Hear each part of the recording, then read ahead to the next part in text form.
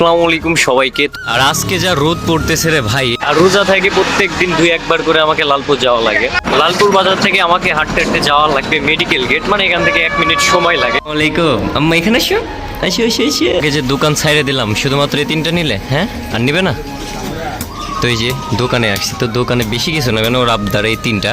পরিচয় করাই দিই আমাদের ছোট আম্মুর সাথে। এটা হচ্ছে আমার ছোট আম্মু। হাই দাও আম্মা, হাই দাও হাই দাও। ও রোদে তাকাতে পারছে না। আসসালামু আলাইকুম সবাইকে। তো 3-4 দিন ধরে আমি ভিডিও আপলোড দিই নাই। তো লালপুরে গেলেই প্রায় মানুষই দেখা হলে বলে যে ভাই ভিডিও ছাড়তেছেন না কেন। তো যাক আজকে দেখাবো যে কেন ভিডিও ছাড়তেছি না। কিন্তু ফার্স্টে আমাকে যাওয়া লাগবে লালপুরে। আর আজকে যা রোদ পড়তেছে রে ভাই, এই 2-3 দিন ধরে রোজা থাকাই মুশকিল। আর রোজা থেকে প্রত্যেক দিন 2-1 বার করে আমাকে লালপুর যাওয়া লাগে। রোদের ভিতর বেশিক্ষণ দাঁড়াবো না, আমি ওই টমটম উঠে যাবো। চলে আসলাম লালপুর বাজারে। লালপুর বাজার থেকে আমাকে হাঁটতে হাঁটতে যাওয়া লাগবে মেডিকেল গেট, মানে এখান থেকে 1 মিনিট সময় লাগে। সত্য কথা বলতে ভিডিও বানানোর প্রতি কোনো ইচ্ছা নাই, কিন্তু সবাই জানতে যাচ্ছে যে কেন আসলে ভাই ভিডিও ছাড়ছো না।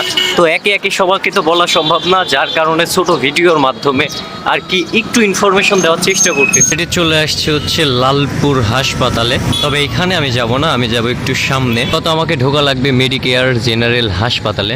এখন অনেকেই বলবেন যে ভাই কেন যাচ্ছেন, কিসের জন্য যাচ্ছেন, সবুর করেন ভাই, একটু আস্তে আস্তে সবকিছু খুলে বলতেছি। ওয়ালাইকুম আম্মা, এখানে আসো আসো আসো আসো। আরে আমার সোনা পাখি।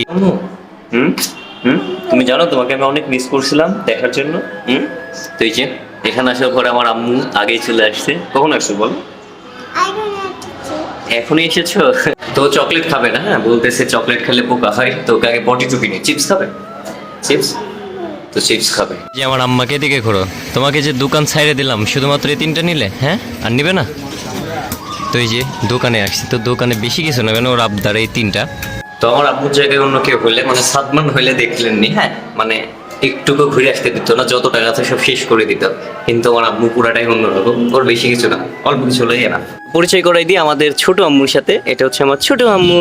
সের কি একটা অবস্থা, মানে ঝড়গা ঝামেলা লাগতেই আছে। এবার আপনাদেরকে আমি বিস্তারিত খুলে বলি যে কেন লালপুরে বারবার আসতেছি, প্লাস এই মানে মেডিকেয়ার জেনারেল হাসপাতালে আসলাম। বিষয়টা হচ্ছে আমার আম্মু বেশ কয়েক বছর ধরে অসুস্থ, কিন্তু ডাক্তার দেখানোর পরে বলছিল যে অপারেশন করতে হবে। আম্মু করে নাই, ভয় পায় এসব মানে অপারেশন দেখে। এর ভেতরে বেশি অসুস্থ হয়ে পড়ে, যার কারণে মানে বাধ্য হয়ে অপারেশন করা লাগছে। অপারেশন করছে 3-4 দিন আগে। আলহামদুলিল্লাহ এখন মোটামুটি সুস্থ, কিন্তু পরিপূর্ণভাবে সুস্থ হয়নি, যার কারণে আমি নিয়মিত ভিডিও দিতে পারি নাই। ইনশাআল্লাহ আম্মু সুস্থ হয়ে গেলে দেখা যাচ্ছে আস্তে আস্তে আবারও রেগুলার হয়ে যাব। আমরা ঠিক করছিলাম যে রাজশাহীতে অপারেশন করাবো, কিন্তু নানা নানি আগে এখানে ঠিক করে রাখে, কারণ এখানে আমাদের আত্মীয় স্বজন আছে, প্লাস বাড়ির কাছে একটু সুযোগ সুবিধা হবে, যার কারণে লালপুরি বেছে নেয় অপারেশন করার জন্য। আর অপারেশনের দিন আমরা অনেক টেনশনে ছিলাম, কারণ আম্মু অনেক ভয় পাচ্ছিল, আর কোনোদিন অপারেশন করে নাই, আর অপারেশনের কথা শুনলেই ভয় পাই। আমাদের অপারেশনের করার কথা ছিল হচ্ছে 8টা থেকে 10টার ভিতরে, কিন্তু ডাক্তার আসতে আসতে বাইরে যায় 12:30। এদিকে আম্মু অনেক টেনশনে পড়ে যায়, প্লাস আস্তে আস্তে ডাক্তার আসার পরে আম্মুকে ভিতরে নিয়ে যাই মানে অপারেশন থিয়েটারে। আর এদিকে আমাদের টেনশন, এর কথা তো বলবোই না। কোনোদিন কাউকে রক্ত দিইনি, প্রথমবারের মতো ফার্স্ট টাইম আমার আম্মুকে দিলাম। এই অনুভূতি, এই ফিলিংস বা এই আনন্দের কথা আমি কাউকে জীবনে বলতেই পারবো না, মানে বলে বোঝাতে পারবো না।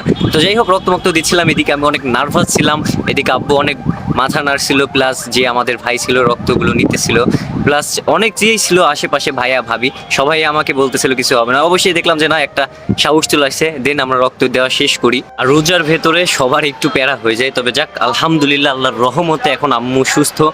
এখন দেখা যাচ্ছে কয়েকদিন রেস্ট নেওয়া লাগবে। আজ আমাদের হচ্ছে এই মানে হচ্ছে মেডিকেয়ার জেনারেল হাসপাতালের 3য় দিন, মানে আরো 2 দিন থাকা লাগবে, টোটাল 5 দিন থাকবো। আর আজকে এত রোদ পড়তেছে ভাই, আর এই যে সূর্যি মামা মানে মাথামুতি ফাটাই ফেলছে, রোজা ধরে গেছে। শুধুমাত্র এই ভিডিও বানানোর জন্য আমি এই যে সাদেরপুর আসছি, হ্যাঁ মেডিকেয়ার জেনারেল হাসপাতালের সাদেরপুর। আর এই সামনে হচ্ছে এই যে আমাদের হচ্ছে লালপুর স্বাস্থ্য কমপ্লেক্স, প্লাস এই সাইডে থানা আছে। তো যাক বেশি কথা বলবো না ভাই, রোজা ধরে গেছে বকতে বকতে, প্লাস আমি ভিডিও বানাইতাম না শুধুমাত্র আপনাদের রিকোয়েস্টে অনুরোধে, কারণ লালপুরে আসলেই দেখা যাচ্ছে অধিকাংশ মানুষ আমার সাথে দেখা হলে বলে ভাই ভিডিও দিচ্ছেন না কেন নতুন। আর সবাইকে তো এভাবে খুলে বলা সম্ভব না একজন একজন করে, যার কারণে ভাবলাম একটা ছোটোখাটো ভিডিও দিই, যাতে আপনারা ওয়েট না করেন ভিডিওর জন্য। তো বেশি কথা বলবো না, নতুন ভিডিও নিয়ে আসবো ইনশাল্লাহ। আম্মু সুস্থ হয়ে গেলে আবারও রেগুলার হয়ে যাবো। আপনারা ধন্যবাদ এত ভালোবাসা দেওয়ার জন্য, কারণ লালপুরে এত মানুষের সাথে দেখা হয়েছে বলার বাহিরে। তো যাক দেখা হচ্ছে কোনো এক নতুন ভিডিওতে। সে মধ্যে সবাই ভালো থাকবেন, সুস্থ থাকবেন, নিজের খেয়াল রাখবেন। আল্লাহ হাফেজ।